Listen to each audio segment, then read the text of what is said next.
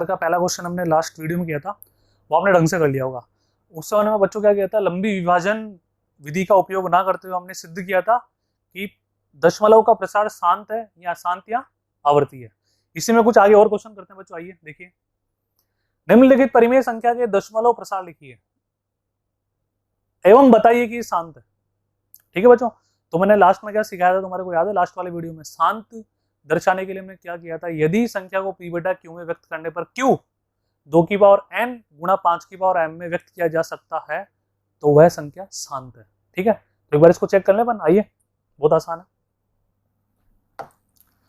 वही लिख दोगे ना सारी बात। वही पहले p बटा q के रूप में व्यक्त करेंगे, फिर क्या लिखोगे बच्चों, बार बार वही समझाता रहा हूँ, पिछले वीडियो में भी समझाया था बच्चों, एक क्वेश्चन में आपको लिख के भी दिखाया था बच्चों। देखो बार बार ये बात बोल रहा हूँ, अगर पूरे में से पूरे नंबर लाने तो सीधी सी बात है, जो आप सोच रहे हो, क्यों सोच रहे हो, क्या लिख रहे हो, वो सब बातें उसमें लिख दो, बस एग्जामिनर खुश हो जाएगा अपने आप बच्चों ना। आइए, तो 125 को ब्रेक करो, पहले इसको लिख सकते हैं 5 गुणा 25 यानी कि 5 की पावर 3।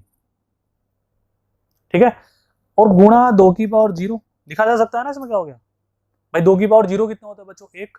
और ये ऋणेतर पूर्णांक संख्या है, मतलब घात हमेशा क्या होनी चाहिए, ऋणेतर, यानी कि 0 है, 0 से बड़ी, पॉइंटों में नहीं आनी चाहिए, दशमलव में नहीं आनी चाहिए ना। यानी हम कहेंगे क्यू हर को 125 को 2 की पावर n गुणा 5 की पावर m के रूप में व्यक्त किया जा सकता है। अतः हम कह सकते हैं कि 13 बटा 125 एक शांत संख्या है। इसका प्रसार बच्चों क्या होगा, शांत। बात समझ आया नहीं आया? बहुत आसान है। ठीक है, अच्छा अब बच्चों ये क्या बोला, इसका प्रसार भी लिखिए। 2 क्वेश्चन है, एक नहीं है। दूसरे क्वेश्चन पे चलते हैं बच्चों। प्रसार लिखने के लिए अपन क्या करते हैं, देखो नीचे बच्चों कितना है, 5 की पावर 3। अब प्रसार लिखने के लिए हमें नीचे बच्चों बनानी पड़ेगी 10 की घात। देखो लिखता हूं, एक बार लिख रहा हूं, ध्यान रखना। चूंकि हम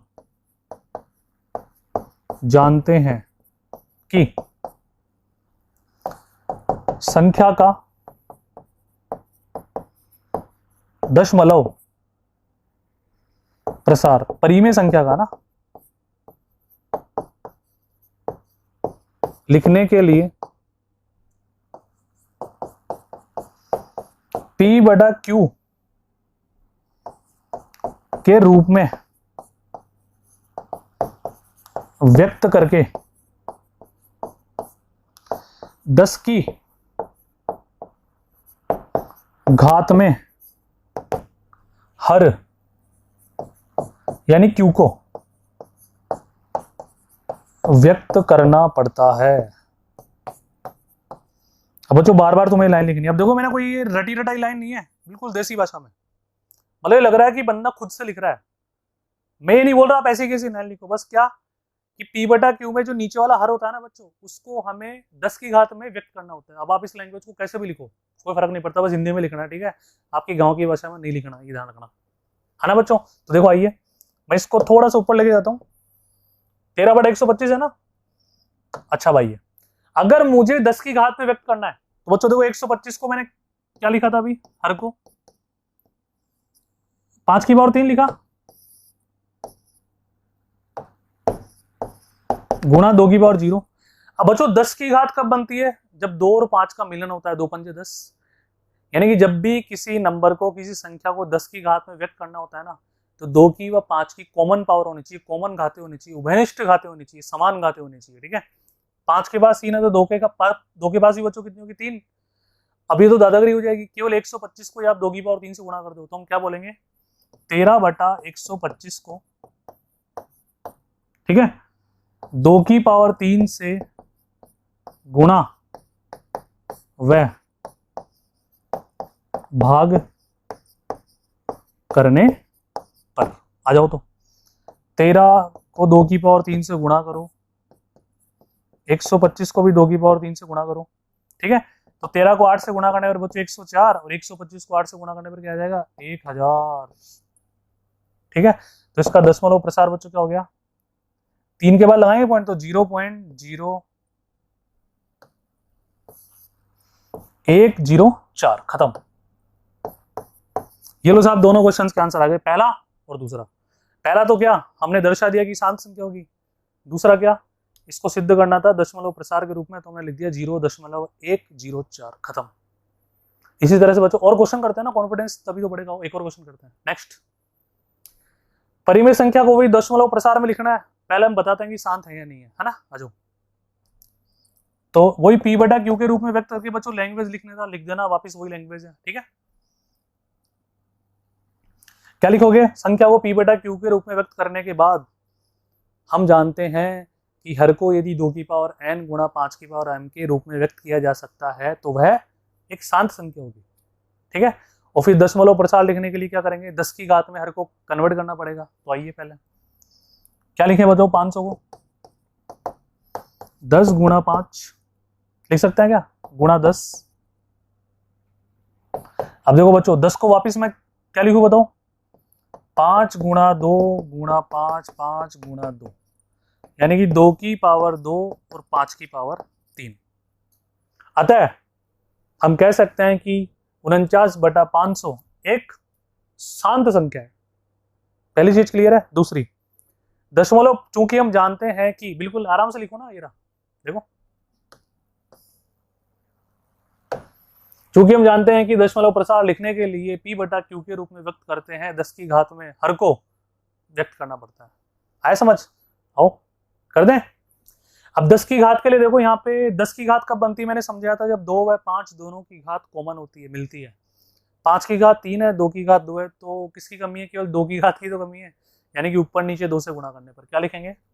संख्या 49/500 को 2 की पावर 1 से गुणा व भाग करने पर, कर दें गुणा, तो 49 गुणा 2, 500 गुणा 2 कर लोगे ना बच्चों, बहुत आसान है ना। ऊपर आ गया 98, नीचे कितना गया? 2 पंजे 10, 1, ये लो 1000। अतः 0.098, खत्म। ये लो सब। इस तरह से कितने भी क्वेश्चन आ जाए बच्चों, घबराने की आवश्यकता नहीं है। आया बच्चों समझ? ठीक है। बाकी इसमें और भी क्वेश्चन होता है, मॉड्यूल सेक्शन में देख ही सकते हैं। आगे बढ़िए बच्चों। अब क्वेश्चन को देखकर घबराना नहीं है, बहुत आसान है। आओ, नीचे दर्शाए दशमलव प्रसार के लिए निर्धारित कीजिए कि यह संख्या परिमेय संख्या है या नहीं है। पहले तो क्या चेक करना है? परिमेय संख्या है या नहीं है। यदि ये परिमेय संख्या है तो इसके हर के अभाज्य गुणनखंड के बारे में आपकी टिप्पणी क्या है? इतना सा बोलना चाह रहा हूं, ठीक है। तो आ जाओ, पहले तो ये बात है कि साहब परिमेय संख्या है या नहीं है ना। यदि है फिर आगे पढ़ेंगे, पहले देख लेते हैं या नहीं है। बच्चों देखो, 120, फिर 1200, 12000, ये तो बढ़ता जा रहा है। इसका मतलब रिपीटेशन बिल्कुल नहीं हो रहा ना। हमने क्या पढ़ा था बच्चों परिमेय संख्याओं के बारे में पहली प्रश्नमाला में? या तो संख्या शांत होगी, यदि अशांत है तो आवर्ती होनी चाहिए। तो ये अशांत संख्या है, लेकिन आवर्ती पुनरावर्ती इसमें नहीं है, तो हम क्या लिखेंगे? चूंकि हम जानते हैं परिमेय संख्या में या तो संख्या शांत होनी चाहिए, यदि अशांत है तो पुनरावर्ती होनी चाहिए। यहाँ पर हम देख सकते हैं, ये सब बातें लिखनी है जो बोल रहा हूँ। यहाँ पर हम देख सकते हैं कि संख्या शांत भी नहीं है, अशांत है और अनावर्ती है। अतः हम कह सकते हैं कि एक अपरिमेय संख्या है, यानी कि परिमेय संख्या नहीं है। बस जो मैंने बोला वो लिख देना बच्चों, क्वेश्चन खत्म है, ठीक है। यानी कि यह एक परिमेय संख्या नहीं है। इससे पहले जो मैंने बोला वो सब लिख देना। इतना सा क्वेश्चन है बस। अगले क्वेश्चन पे आ जाओ। वही सेम क्वेश्चन है, परिमेय संख्या है या नहीं है। तो परिमेय संख्या तो है। देखो, इस बार का मतलब क्या होता है? बार बार आना। और बार बार कौन आ रहा है? 14, 28, 57, 14, 28, 57, है ना। इसके अभाज्य गुणनखंड के बारे में आपने टिप्पणी लिखी है, तो बच्चों ये अपन आराम से कर सकते हैं। देखो ना, इसको एक काम करते हैं अपन, है ना, इसके अभाज्य गुणनखंड के लिए अपन क्या करें? इसको अपन P बटा Q के रूप में व्यक्त कर लेते हैं ना। तो P बटा Q के रूप में व्यक्त करने के लिए बच्चों देखो, पहले इसको अपन क्या लिखेंगे? 2 7 1 4 2 8 5 7 1 4 2 8 5 7। सबसे पहले माना कि x है। क्या लिखोगे? माना x है। अब बच्चों इसमें ध्यान से देखो, इसमें कितने डिजिट के ऊपर बार है? 6। तो बच्चों 6 जीरो किस में आते हैं? 10 की पावर 6 में। बुलाते नहीं आते? यानी कि इसको 10 की पावर 6 से गुणा करेंगे दोनों तरफ। हमेशा ध्यान रखना, तरीका बता रहा हूँ। यदि 2 के ऊपर बार होता तो मैं 100 से गुणा करता, यानी कि 10 की पावर 2 से। 3 के ऊपर बार होता तो 10 की पावर 3 से गुणा करता। कितने के ऊपर बार है? 6 के ऊपर। तो हम क्या लिखेंगे? 10 की पावर 6 से दोनों पक्षों को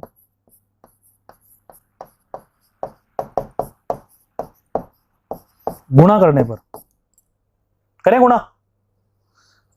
कर देना जल्दी बताओ गुणा। तो 10 की पावर 6 से गुणा करने पर बच्चों क्या आएगा, 2 7 14 28 57 दशमलव 14 28 57, इस तरह से चलता रहेगा। ठीक है, इधर आ जाएगा 10 की पावर 6 गुणा x। ठीक है बच्चों, ये समीकरण नंबर 1 और समीकरण नंबर 2। विधि समझते जाना बच्चों, बहुत आसान है ना। इसको ऊपर लेके जाना है थोड़ा सा।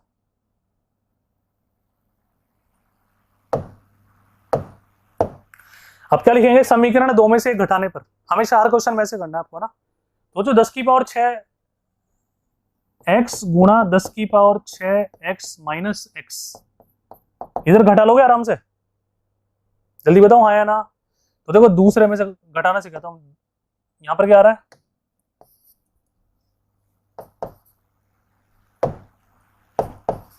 14 28 57 दशमलव 14 28 57। ठीक है, इसमें से बच्चों देखो क्या घटाएं, इसको भी एक बार नीचे ले लेता हूं, थोड़ा अच्छा लगेगा आपको ना। माइनस एक्स बराबर, पॉइंट से पॉइंट मिला लिया करो, इधर आ जाएगा 27, इधर आ जाएगा 14 28 57, और इस तरह चलता रहेगा। तो ये तो कट गए भाई साहब। इधर क्या बचा देखो, इधर आओ, 0 3 8 2 4 1 7 2, इतना सा बचा बस। इधर क्या बचेगा बच्चों, 1 2 3 4 5,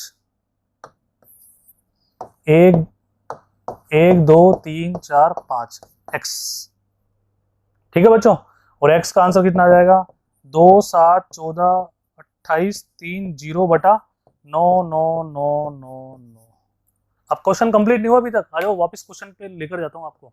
अभी तो मैंने इसको p बटा q के रूप में व्यक्त किया, क्योंकि देखो क्वेश्चन क्या कह रहा है, पढ़ो ध्यान से। यदि नहीं है तो, यदि परिमेय संख्या है तो इसके हर के बाद जो गुणनखंड के बारे में क्या टिप्पणी है। तो हर का मतलब, पहले इसको p बटा q के रूप में व्यक्त किया अपन ने। अब इसका बच्चों हर कौन आया, 9 9 9 9 9, है ना। संख्या का हर क्या लिखेंगे बच्चों यहां पर अपन,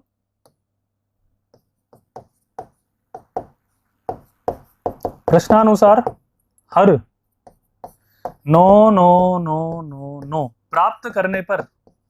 अब देखो बच्चों मेरे अंदर जो भाषा आ रही है मैं वही लिख रहा हूं, मतलब मैं कोई तुम्हें ये नहीं बोल रहा कि तुम भी ऐसा लिखो, बस जो क्वेश्चन बोल रहा है उसको समझा दो, एग्जामिनर केवल आपको देख सकता है वहां पर, है ना। प्राप्त करने पर हमने पाया, बच्चों बताओ क्या पाया, कि इसको 2 की पावर n गुणा 5 की पावर m के रूप में व्यक्त नहीं किया जा सकता।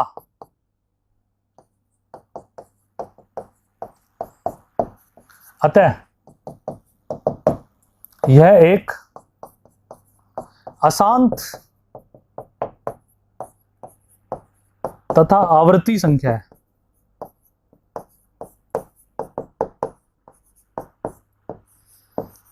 शांत संख्या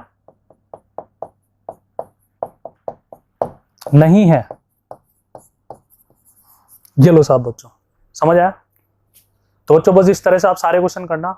इस प्रश्नमाला के जितने भी क्वेश्चन आपको बोर्ड पर नहीं कराए गए हैं, अगर आप जो क्वेश्चन बोर्ड पे कराए गए हैं उनको ढंग से देखोगे तो आपको बाकी क्वेश्चन उत्तरमाला में या किसी में भी देखने की जरूरत नहीं है, आप आराम से कर पाएंगे सारे क्वेश्चन। ठीक है बच्चों, केवल संख्याएं चेंज है, फिर भी नहीं आए तो मॉड्यूल सेक्शन में सॉल्यूशंस गिवन है। इसी तरह से जुड़े रहिए बच्चों मिशन ज्ञान से।